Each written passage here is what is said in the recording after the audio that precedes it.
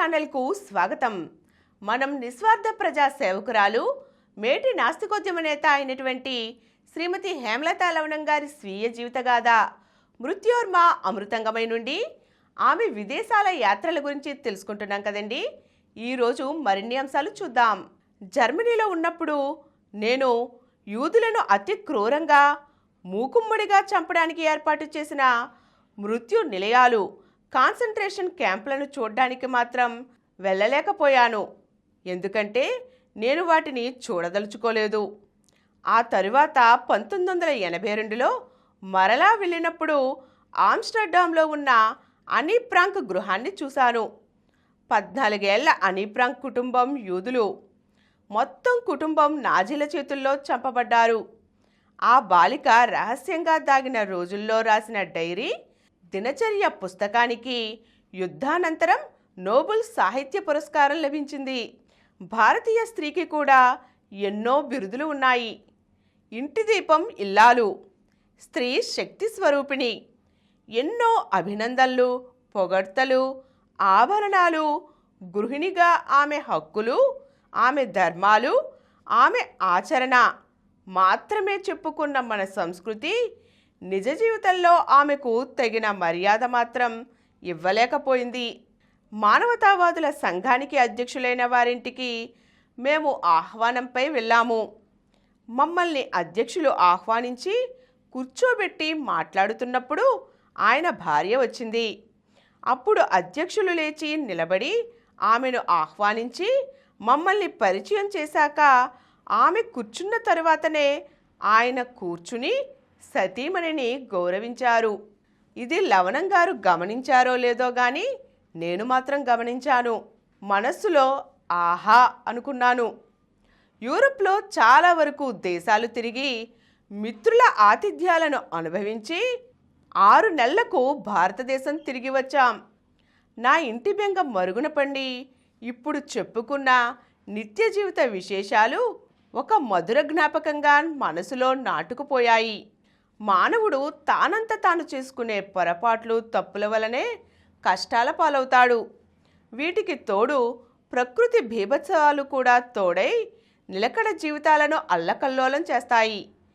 ఆస్తికులైతే మానవుని చేసే పాపాలను దేవుడు శిక్షించే విధానాలవని ఊరుకుంటాడు.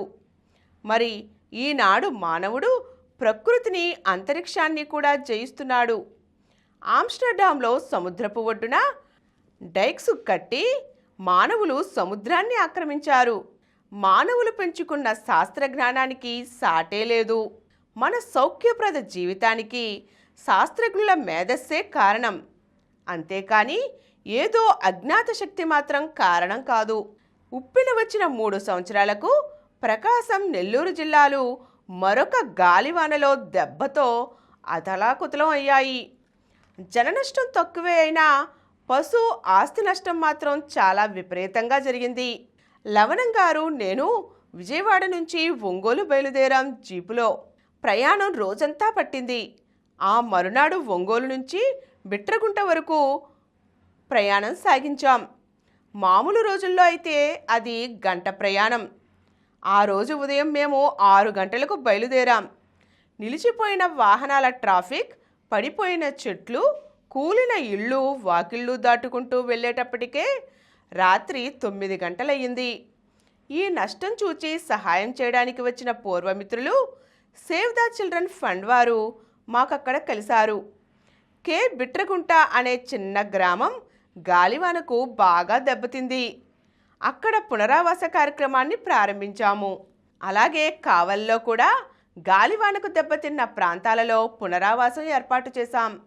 అక్కడ జవహర్ భారతి కళాశాల అధ్యాపకులతో నవవికాస్ అనే సంస్థను ప్రారంభించాం. ఆనాటి రెవెన్యూ ఆఫీసర్ గారు 1.5 ఎకరం స్థలం సంస్థకు ఇచ్చారు. అక్కడే ఒక భవనం నిర్మించి పిల్లలు, స్త్రీల సంక్షేమ కార్యక్రమాలు ప్రారంభించాం. ఇక్కడ బిట్రగుంటలో గ్రామ యువత సహాయంతో ప్రధాన రోడ్లు పక్కా తాటాకుపాకులు వేసుకుని సంస్కార కార్యక్రమాలు ప్రారంభించాం. ప్రతిరోజు 1000 మంది పిల్లలకు ఆహారం అందించడం ప్రారంభించాం.